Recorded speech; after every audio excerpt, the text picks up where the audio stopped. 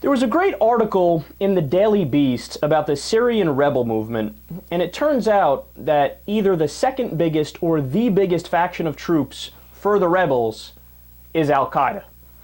Now, we already knew that they were heavy in the rebel movement, but we weren't able to put a percentage on it or to give you a really concrete understanding of just how much they played a role.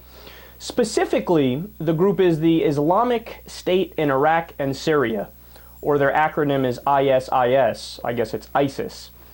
And it is an affiliate of Al-Qaeda, and they have amassed a record that you would expect from jihadists. So they've kidnapped Westerners and fighters from other brigades with complete impunity. They kill leaders from the rebel-led Free Syrian Army. So that is the secular Free Syria movement. That's the actual Syrian civilians who aren't religious radicals who are just fighting to get their country back from Bashar Assad. So what you have is infighting. You have the jihadist rebels who are now fighting with the secular rebels, and they do it without the slightest fear of retribution. ISIS also controls key roads and dams and grain silos. They have checkpoints everywhere, specifically in the northern provinces of Aleppo, Idlib, and al-Raqqa. And look, we discussed on the show not too long ago that there's a war within a war in Syria. So you have the rebels versus Assad and Hezbollah, and you have the rebels versus the rebels, the jihadists versus the secularists. Get this, quote, ISIS's success in Syria is nothing new. In every conflict in which jihadists participate, they quickly become the most dominant fighting force.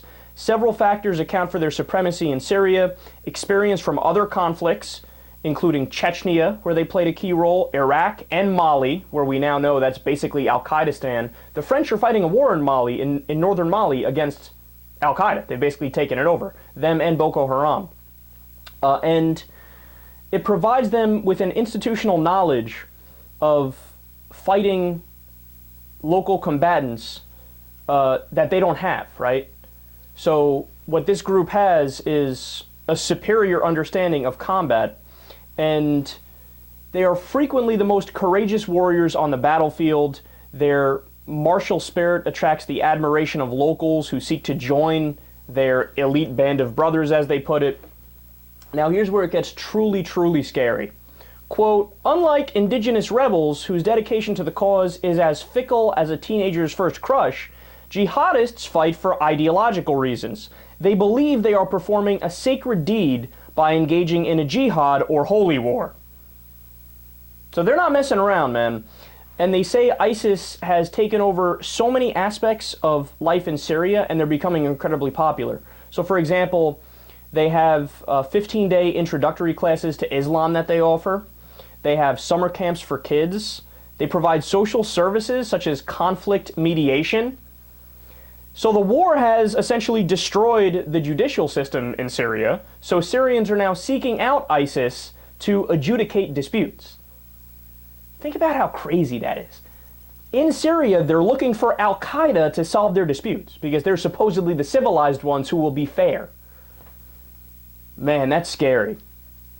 And a specific example of that, referenced in the article, there were the jihadists jailed a mechanic for a substandard repair job, according to a prisoner who shared a cell with him.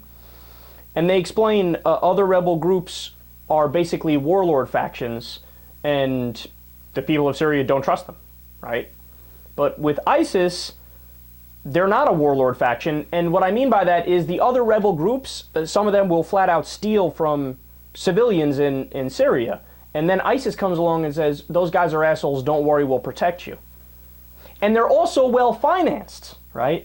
So when you put all this stuff together, it is a perfect recipe. What Al-Qaeda is doing in Syria is trying to set up Al-Qaedistan. They're trying to get a piece of the government if/when Bashar Assad gets toppled. Now, the most chilling part of this all, quote, as Washington contemplates striking Syria, it should not be fooled into believing that an air offensive will tip the battle in the FSA's favor, the Free Syrian Army's favor. Instead, the bombs America will drop will be for ISIS. For Syria is slowly becoming the jihadist haven Al-Qaeda has historically sought in the heart of the Arab world. Now, if you were on the fences about whether or not the United States government should take action in Syria, and you were leaning towards taking action, keep in mind, if we do take action, it is very likely, according to the investigative journalists and the facts on the ground, the people we will be helping most is Al-Qaeda.